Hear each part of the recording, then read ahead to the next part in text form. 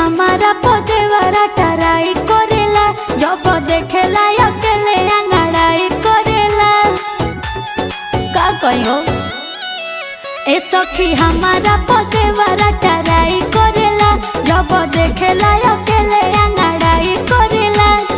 केतनो करी कोशिश बाकी प्यार न होई रे सखिया, देवरा तक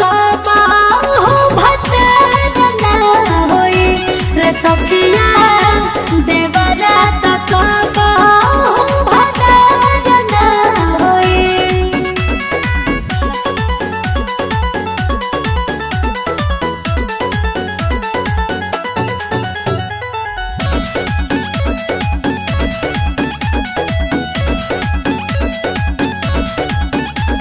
मन कर मारी रे देह और गारी रे, सुती जब से जरिया तो खींच लगे साड़ी रे।